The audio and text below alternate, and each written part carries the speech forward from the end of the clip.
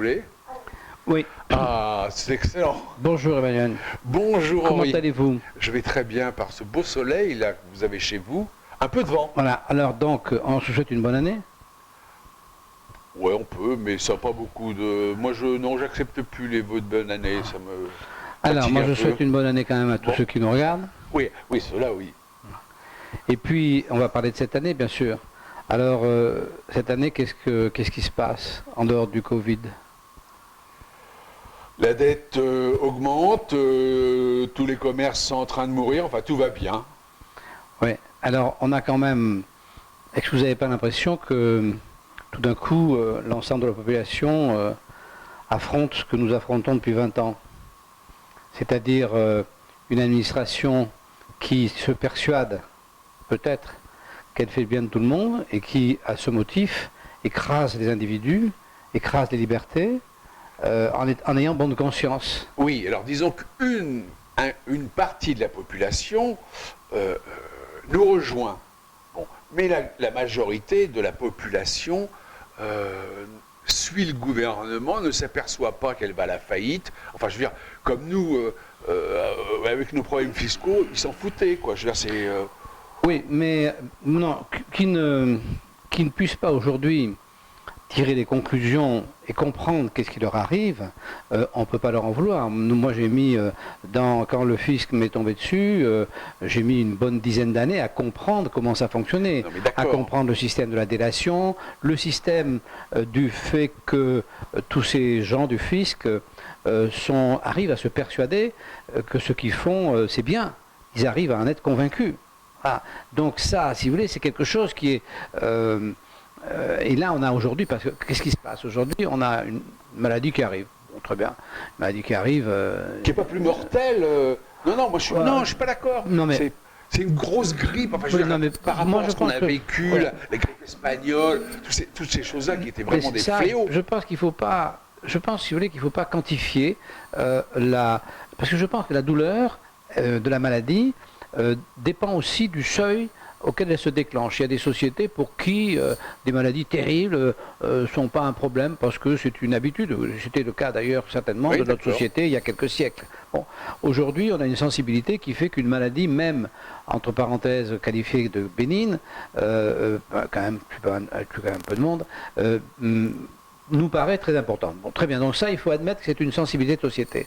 Mais la réponse à cette maladie qui arrive, c'est là que c'est tout à fait intéressant. C'est quoi? C'est, on interdit la médecine libérale, c'est-à-dire on interdit le libéralisme. Donc la médecine libérale est court-circuitée. Et on dit, vous allez à l'hôpital, il n'y a que l'hôpital qui soigne, et si vous ne pouvez pas aller à l'hôpital pour X raisons, ou si on considère, nous, à l'hôpital, que ce n'est pas assez grave, vous restez chez vous, et puis vous vous démerdez, et vous prenez du Doliprane. Bon, donc c'est ça quand même la réponse, c'est-à-dire qu'il y a des gens, il y a une partie de la population, qui est la bureaucratie et les fonctionnaires alliés, qui pensent que la santé, c'est strictement eux. C'est-à-dire ces gens ont fini par penser que l'hôpital était l'élément qui structure la santé en France. Ce qui est complètement faux. L'hôpital, c'est moins sans doute de la moitié, oui, même beaucoup moins de la moitié des soins qui sont prodigués en France. Et en plus, ces soins à l'hôpital, une partie certainement est à peu près réalisée correctement, mais la grande majorité, c'est le bazar. Donc, donc aujourd'hui, de plein fouet, la population prend conscience de ce que nous vivons depuis longtemps. C'est-à-dire que cette bureaucratie touche de plein fouet toute la population, avec tout ce que ça comporte. C'est-à-dire donc des gens qui y croient, des délateurs, alors à foison, hein, et puis la pénurie de soins, mais la pénurie qui va plus loin, puisque la pénurie de soins emmène une organisation qui nous amène la pénurie, on fait la queue partout. Enfin, moi je suis, quand je fais la queue chez mon boulanger, je pense... Quand j'étais jeune, on nous montrait des photos de la queue en Russie. Oui, on y est, presque. Pas complètement, parce que chez mon boulanger, il y a du pain. Oui, oui. Enfin, moi, je ne vais pas chez le boulanger parce que je ne veux pas faire la queue. Ah bon? Voilà, c'est tout. Donc oui, mais enfin, si vous voulez du pain, vous êtes bien obligé. Hein. Donc, si vous voulez, il y a la queue partout. S'il n'y a pas les grandes surfaces, aujourd'hui, où on ne fait plus la queue, mais où on est entassé comme des sardines. Donc je ne comprends pas du tout le fonctionnement des petits commerçants qui acceptent de faire la queue dehors à leurs clients, pendant qu'ils ne sont pas plus entassés chez eux que l'on est au rayon boucherie ou charcuterie ou fromagerie du supermarché. Ils sont obligés d'obéir. On n'est jamais obligé d'obéir. Mais si, parce que sinon ils vont être fermés. Comme tout le monde porte plainte contre tout le monde dénonce tout le monde, mais moi je vous garantis que votre boulanger, s'il en laisse rentrer un peu plus... Mon boulanger, il ne peut pas ouvrir s'il est le seul boulanger à ouvrir du département. Eh ben voilà. Mais si tous les boulangers du département ouvrent, il n'y a plus de problème. Oui, non mais d'accord. Donc ça veut dire que les boulangers... On prend les boulangers. Oui, parce qu'on aime bien le pain. Les commerçants, si vous voulez, n'ont pas encore conscience du piège dans lequel ils sont et ils obéissent, exactement comme avec le fisc. Les gens obéissent au fisc dans des proportions complètement déraisonnables, dans une demande d'impôt complètement déraisonnable, où on leur prend leur vie. Parce que quand même, si vous voulez, quand vous travaillez et que vous gagnez de l'argent, que vous n'avez pas un salaire comme ça qui vous est donné par le maire ou par le député du coin. Si vous travaillez pour... Un vrai salaire, vous voulez parler, quelqu'un qui travaille. Un vrai salaire que vous avez gagné, eh bien, vous y avez passé votre énergie, votre temps, votre santé, enfin un certain nombre de choses, et quand on vous prend le résultat de votre travail, on vous a volé. Bon, donc l'impôt à partir d'un certain niveau, au-delà de 30%, c'est un vol. Et les gens acceptent ce vol en acceptant ce qu'on leur raconte, à savoir que oui, avec ça, ça va être formidable, ils vont avoir tout gratuit, tout machin, ça va marcher, on s'occupe de leurs enfants, on s'occupe de tout, puis on s'occupe de rien du tout. Voilà. Et donc les gens croient ça, ils ne s'occupent pas de leurs enfants, puis l'école s'en occupe. L'école s'en occupe pas, un jour ils se réveillent, ils ont les enfants dans la rue qui sont en train de se piquer, etc. Bon, c'est l'horreur, quoi. Donc, ça veut dire que ce qu'on vit depuis 20 ans, parce que quand même on a quand même morflé, qu'on vit depuis 20 ans, qu'on explique aux gens qui nous écoutent, à nos amis qui vivent la même chose que nous, qui sont une minorité, parce que effectivement, le contrôle fiscal, il est assez limité. Il n'y a pas, mais il est limité parce qu'il n'y a pas 500 000 contrôleurs et il n'y a pas un contrôleur toutes les 3 personnes. Mais tout en étant limité, il est la base de l'horreur, c'est-à-dire c'est à cause de lui que la terreur est installée et c'est à cause de cette terreur qu'on peut prélever un surimpôt. C'est ça le problème. Donc là, on a l'exemple de la terreur. Donc cette maladie dont on est bien d'accord qu'elle est certainement très éprouvante pour ceux qui l'ont, mais elle n'est pas une maladie, c'est pas la peste. Non. Ah, Donc cette maladie, ils ont installé la terreur. Oui, bien sûr.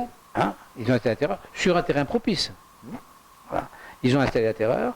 À partir de cette terreur, ils se sont attribués l'exclusivité du soin, qu'ils ont été incapables d'assumer, et qui génère une catastrophe qui probablement, quelque part, leur rend service, puisqu'elle dissimule leur incapacité à la catastrophe dans laquelle nous avez déjà mis. On est d'accord. Voilà. Oui, mais enfin, au résultat, je veux dire, ça va être une catastrophe nationale, quoi. Je veux dire, c'est... Oui, mais bien sûr qu'il y a une catastrophe qui arrive. Mais ça, c'est sûr. Il y a une catastrophe qui arrive. Et cette catastrophe, elle serait arrivée, quoi qu'il arrive, elle serait arrivée, puisque de toute façon, c'était la dérive mais de la bureaucratie. Oui, mais je suis d'accord. Mais quand même, pour fermer tous ces commerces, qui est d'une façon aberrante, ça va quand même foutre l'économie en l'air. Et malgré tout, la bureaucratie, elle a fait gagner, cette épidémie a fait gagner 20 ans à la bureaucratie, pour le même résultat. Mais la bureaucratie est dévoilée, là. Mais elle n'est pas touchée, elle. Non, elle n'est pas touchée. Elle n'est pas touchée. C'est justement, à mon avis, le problème. C'est que quand même, quand ça va cogner, parce qu'on comprend bien que ce qui va se passer, c'est probablement pas une chute des entrepreneurs, commerçants, etc., puisqu'ils sont maintenus sous perfusion avec de la fausse monnaie. Enfin, c'est pas vrai, ça. C'est vraiment... bien sûr, une partie est maintenue, mais l'autre partie qui n'est pas maintenue, moi je vois des gens, si vous voulez, qui ne rentrent pas dans le cadre, soit parce qu'ils ont créé l'entreprise il y a 1 an et les résultats n'étaient pas... Bon, il y en a plein qui ne rentrent pas dans le cadre. Et les salariés, il y a beaucoup de salariés qui étaient saisonniers, qui étaient n'importe quoi, qui ne rentrent pas dans le cadre et qui, eux, vont se retrouver dans la misère crasse. Bon, alors je ne sais pas qu'est-ce que ça représente tout ça? Mais à voir un peu à droite, à gauche, c'est quand même extrêmement important. Oui, c'est peut-être pas si important que ça. Parce que je pense qu'une grande partie des gens sont couverts, les salariés qui ont des droits au chômage, enfin, je pense que les gens sont couverts et comme ils ont parallèlement, on leur a piqué leur outil de dépense. C'est-à-dire que si vous voulez, les produits à acheter, ben on ne peut plus les acheter, plus les fermer. Bon, le type qui allait prendre un pot avec les copains, qui achetait des cigarettes et tout, il ne veut plus prendre un pot avec les copains, il n'y a plus de bar. Hein. Donc si vous voulez, on a éliminé les bars, on a éliminé les restaurants, on a éliminé tout le spectacle, enfin on a éliminé beaucoup de choses qui étaient synonymes et on a interdit aux gens de se déplacer. Avec tout ça, ils ont tous fait des économies. Donc ceux qui touchent leur salaire plein pot, tous les fonctionnaires, alors ceux-là, ils sont gavés de pognon. Ouais, c'est eux qui économisent. Eux, ils économisent. Ils sont riches. Hein. Il n'y a jamais eu autant d'économies en France qu'avec le confinement. Et ceux qui étaient un peu justes, comme ils dépensent moins, ils y arrivent. Donc je pense que le sinistre individuel, ça va plutôt être une frustration, une désorganisation de la société, un espace où les gens vont plus trouver leur marque et où ils vont pas les retrouver comme ça, parce que depuis maintenant 1 an que ça dure et ça va durer encore quelques mois, c'est très très long et je pense qu'ils vont pas retrouver leur marque. Donc ça, oui, cette déstabilisation elle existe. Et puis fatalement, un problème de monnaie, parce que si vous voulez, c'est de la fausse monnaie, mais c'est certain. Donc cette fausse monnaie, à un moment donné, il va bien se passer quelque chose, hein, ça c'est sûr. Hein. Donc pour nous, il n'y a aucune surprise. On voit se répandre à l'échelle globale du pays ce qu'on connaît et ce qui nous fait souffrir depuis 20 ans. Donc il n'y a aucune raison que ça ne fasse pas souffrir des gens pareils. Parce que si cette souffrance de cette agression de ces fonctionnaires et de cet État, de ces hommes de l'État, cette agression et cette espèce d'agression que je pense un peu involontaire. Toujours, il faut quand même toujours se rappeler que Hitler était persuadé que le monde entier le remercierait. Mais voilà. Oui, c'est comme les inspecteurs des impôts. Oui, voilà. Ils s'imaginent qu'ils vont. Ils font le bien. Ils font le bien, oui, bien sûr. Oui. C'est fou, quoi. Oui. Et tous les SS qui gardaient Auschwitz et tout, ils s'imaginaient qu'ils faisaient le bien aussi. Et je pense. Oui, c'est ça. Je pense.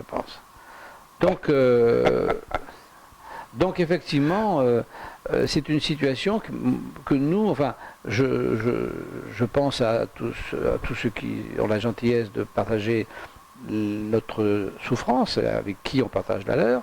Je pense qu'il faut on est spectateur là, tout d'un coup, de ce qui arrive à tout le monde et qui est la même chose que nous. Et ça, c'est vraiment impressionnant. À part ça. Bah écoutez, hein, on survit. Oui. C'est tout. Ouais, on est, on peut plus sortir, on peut plus rien faire, quoi. Oui, enfin, ça me dérange pas trop. Moi, ce qui me dérange, c'est surtout qu'il tue toute la vie sociale, entre guillemets. Je veux dire, vous allez dans un bled, il n'y a plus rien ouvert. Ouais. Enfin, je parle des cafés, des choses comme ça, qui étaient la vie. Oui. Donc, il n'y a plus personne dehors, quoi. Il n'y a plus que des mecs masqués qui vont vite faire leur... Parce que quand on est masqué dans un magasin, on ne reste pas 3 heures. Hein. Non. Je veux dire, bon, non. On ne peut pas sourire, on ne peut pas... Effectivement, on n'a aucune... Le visage devient complètement neutre. Il n'y a plus d'expression. Oui, mais c'est un avantage quand même pour les gens qui sont moches. Oui. Enfin, sauf pour ceux qui louchent. Ah oui, ceux qui louchent, là, il faut qu'ils mettent des lunettes. Ils attendent l'été. Non, mais c'est vrai que c'est un petit peu dur. Il y en a qui ont des surprises. Hein. Oui, quand ils enlèvent le masque. On enlève le masque. Bon, enfin, à part ça, tout va bien. Mon fils a quitté l'école, le lycée, parce que vraiment, il n'en peut plus. Alors, vous ne savez pas ce qu'ils font, mais enfin, je ne sais pas. Vous voyez la température? Eh bien, ils ouvrent les fenêtres dans les classes. Ah oui? Oui, mais on ne se rend pas compte du fonctionnement des profs, qui est une aberration totale. Ouais. Alors, si jamais il y a un élève, il reste toute la journée, hein, qui descend, oh là là, mais il a vraiment tous les flics sur le dos. Et alors, dans la classe, il fait un froid glacial, parce qu'il faut faire circuler, le président a dit qu'il fallait ouvrir les fenêtres. Et puis alors, en plus, ils n'apprennent plus rien. Hein. Ils n'apprennent plus rien, parce qu'il n'y a plus rien à apprendre, parce que les profs sont devenus maintenant,